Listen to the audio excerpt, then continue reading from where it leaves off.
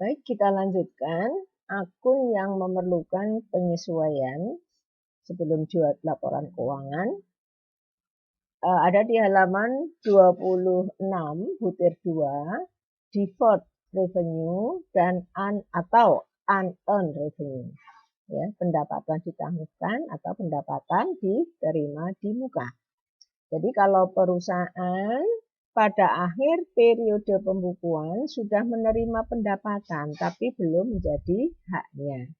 Jadi misalnya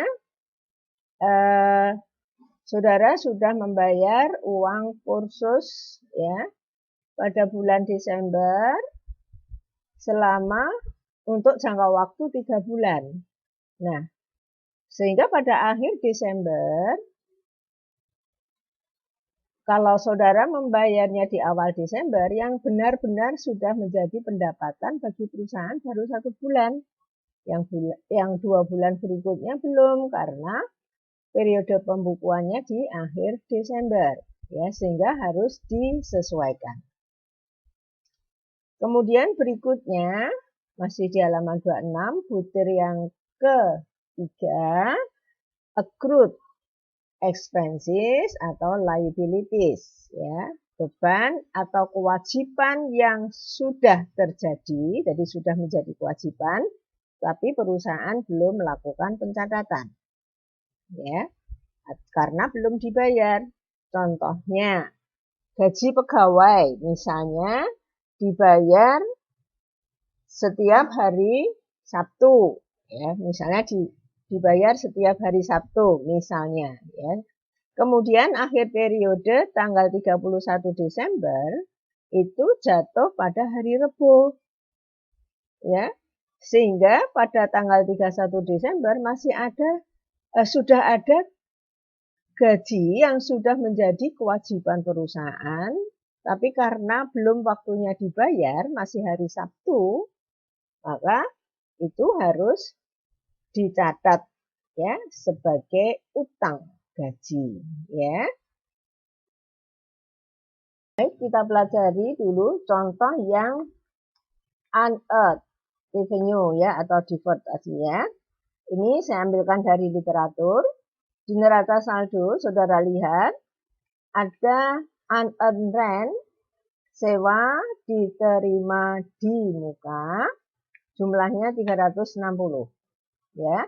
Dan itu diterima pada tanggal 1 Desember untuk jangka waktu 3 bulan. Sehingga pada akhir Desember tanggal 31 yang benar-benar sudah merupakan pendapatan hanya 120, yaitu 1 bulan.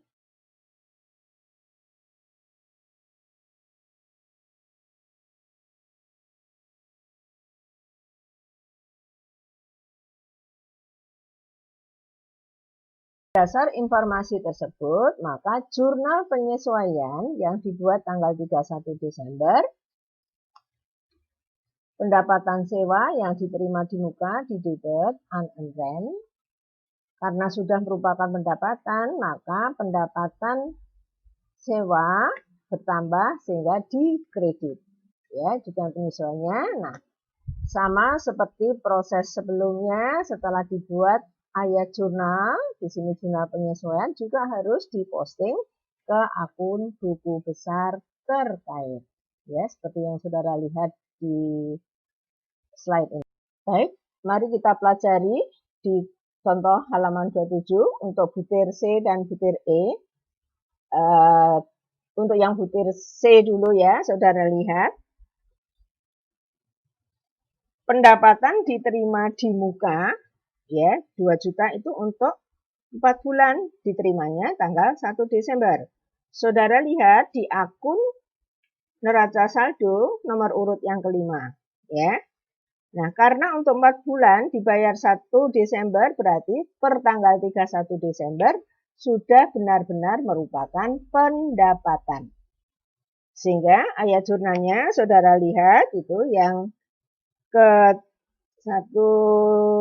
ketiga ya. 2 juta itu 4 bulan, berarti per bulannya 500.000, sehingga ayat jurnal penyesuaiannya pendapatan diterima di muka debit pendapatan honor dikredit ya sebesar 500.000 karena yang 1 bulan sudah benar-benar merupakan pendapatan.